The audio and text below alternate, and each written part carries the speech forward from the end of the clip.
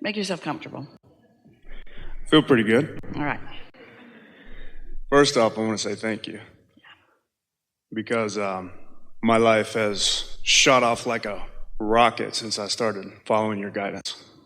Well, you'd already done all the rocket shitting before, but you just chilled and let some of them start flowing. Yeah. My question is about elation versus appreciation, and even versus depression. It feels like one of the teachers in The Secret actually kind of led me onto this, that when I get the feeling of elation, there's almost a force of someone or something almost trying to bring me back down, and it feels, when I get completely puffed up and proud of myself, is there something within me or outside trying to pull me back down to equilibrium?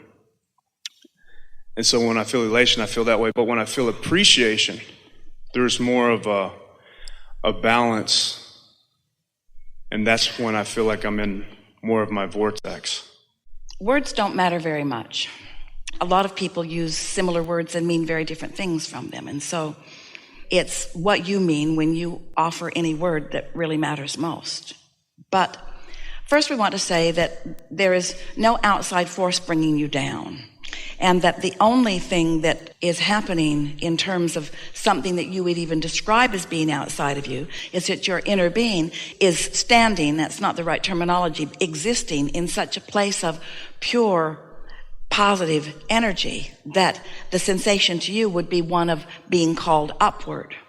But all of your emotions are results of the relationship between the vibrations that are going on within you. So it doesn't matter if someone else has done something or said something that has caused you to give it your attention. It's your attention to it that is the operative factor. So when you feel elation or appreciation, and we would call them equal, elation even sometimes has more momentum than appreciation. But those high-flying feelings always mean that you and your inner being are simultaneously focused in a way that you are introducing no resistance to the equation. Your inner being will never introduce resistance to the equation.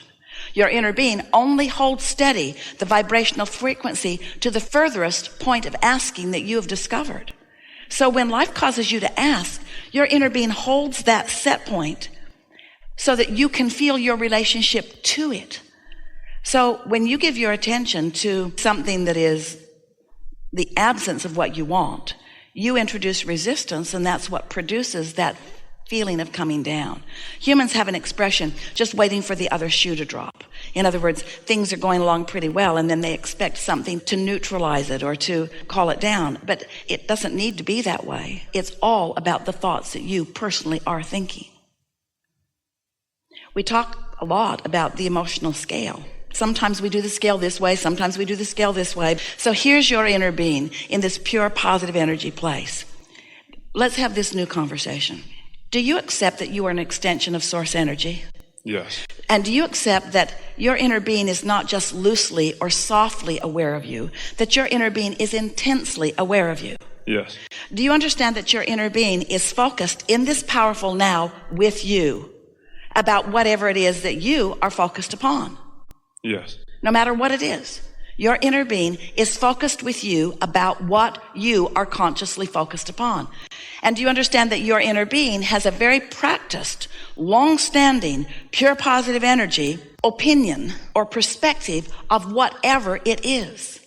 So let's say that you have been working on some business project and you've been launching lots of rockets of desire, and you feel good a lot of the time, sometimes not so good, but mostly you feel good. But you've launched one great big enterprise, a big vibrational enterprise.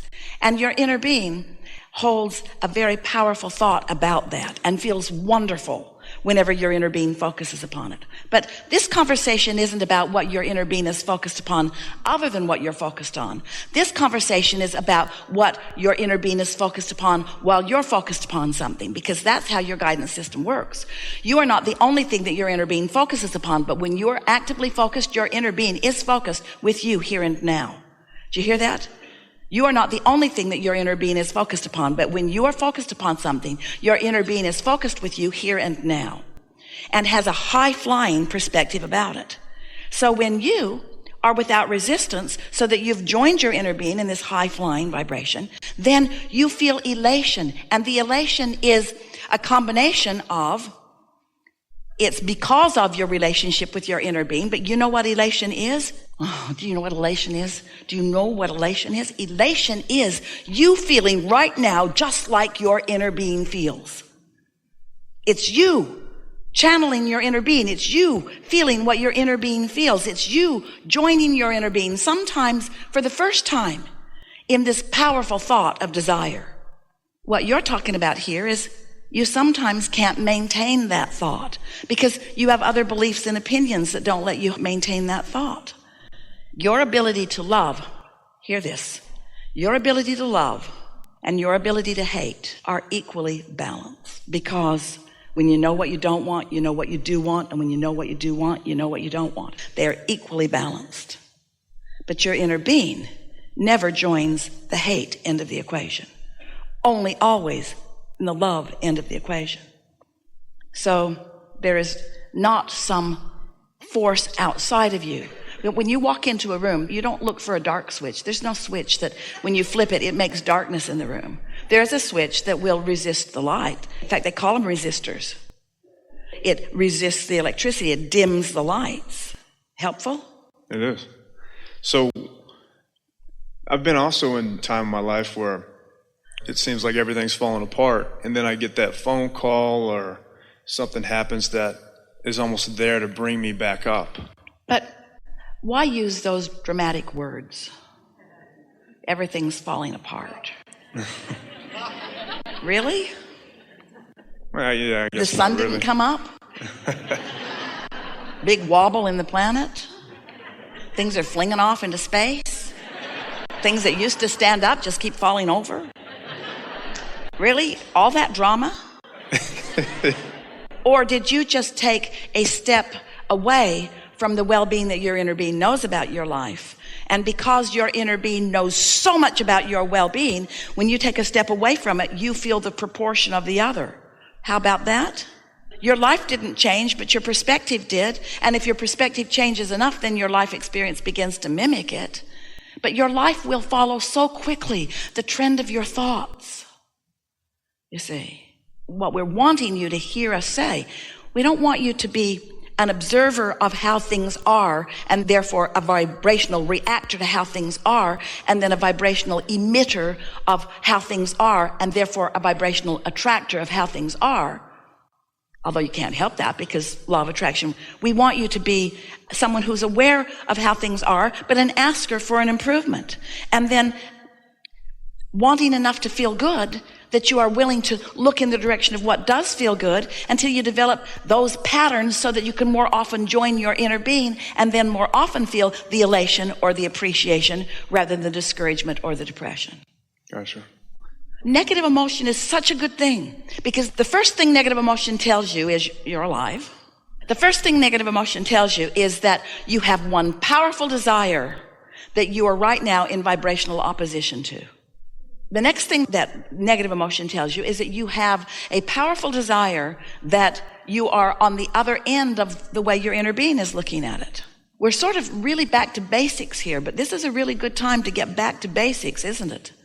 Because if you are someone who needs conditions to be a certain way in order for you to feel good, then you're going to have a harder time. But if you understand that your feeling good isn't about conditions, it's about being in alignment with the source within you, who is focused not upon what is, but upon what is desired, which has been born out of what is. Oh, if you could just get that, if you could just get that peace, no matter what's happening in your life, it feels like it's falling apart. The upheaval causes you to ask in a stronger way. Your inner being stands with the new request. Law of attraction gathers the cooperative components. So the new and improved is already underway. In fact, it is done in vibrational form. But if you're just so busy observing and almost defending, sometimes wanting so much to be right about how wrong this is, that you hold yourself apart from what you ask for as a result of it. So you miss the benefit of the process that you were born to experience. Yes. That's good. Yeah. I just had my first baby in July. This is just 3.5 months old. Thank you. And I go to a community here in Dallas, and I know that you, I've heard videos, you have a different opinion on it. Subconscious mind and vibration. I think vibration is the same thing as consciousness, as subconscious mind. What did you say? Well, because when you say that that's what we think, then you have to say what we think. okay. I guess that's what I think. Can you start to interfere with your subconscious minds by thinking what you're listening to? And when I mentioned my baby, tell us why the subconscious mind is on your mind. Tell us why the subconscious mind isn't subconscious right now. Tell us why you've brought this subconscious mind into consciousness with this conversation. My 3-month-old was laying down. You know why people talk about a subconscious mind? Because they keep creating crap they don't want, and they need something to blame it on.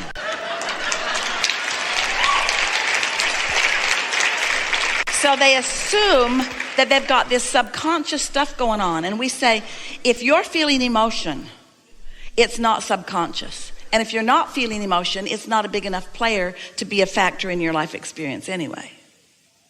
We're just talking about the degrees of momentum. In other words, every thought that has ever existed still exists. Every thought that's ever been thought still exists. It is only a thought that gains a lot of momentum that really has any power. And so that's why we want to turn your attention towards your inner being, who is the gatherer of all of the desirous thoughts that you have experienced through all of your life experiences. And so that's why when you care about how you feel, so you reach for thoughts that feel good, then you have that opportunity to get that momentum going. So ask your question about your baby. What's the best way I can teach my baby, or can I even teach them? Or can I give them advice? How do I really raise my child the way I believe it should be raised? Well, the most important thing is to accept that your child has an inner being, and therefore your child already has a relationship with that inner being, and your child already has a guidance system. So as a parent, if your dominant intention could be to demonstrate your awareness of your relationship with your guidance system, rather than trying to replace your child's guidance system with you as a parent, then you're off and running in a very powerful way. Words don't teach. Strange we offer so many. You teach through the clarity of your example. For example, here are some things you might do when your child is a little older. Let's say that you are having one of those experiences that you described where you're just feeling elation. And so during that time, you would want to have as much conversation with people that you love as possible. Or let's say that you're having one of those experiences you were describing where you are discouraged or not feeling elation. That's not the time that you want to talk to anyone, because you don't want to activate in them. You don't want to ask them to hold you as their object of attention when you're not feeling good. You want them to observe you when you are feeling good. So we've been saying some things over the years. Talk to your children as much as you can, but only when you're feeling good. Talk to your children as much as you can, but only when you're feeling good, because then you're demonstrating what alignment is. But of course, that's not logical, because sometimes even they will behave in ways, they will be the reason that you don't feel good at times. And you want to talk to them, we know you do. So what we would say under those conditions is, I feel terrible right now because I've managed, by what I'm giving my attention to, you, to disconnect myself from all of my resources of well-being and clarity and wisdom. So if you'll excuse me for a little while, I'm going to go get reconnected. And once I do, I'll come back. Then do it. Go and get reconnected and then come back. If that's the only parenting tip you ever had, it's the only one that your children would ever need. And your children are asking us, please tell them that. Please, please. Remind them. Remind them. Remind them that they are not our guidance system. Please, Abraham, remind our parents that we were born with guidance and that we have to live life in order to find our own desires, and that our own desires will call us. And it's not their job to figure out what our desires are. It's my job to figure out what my desire is.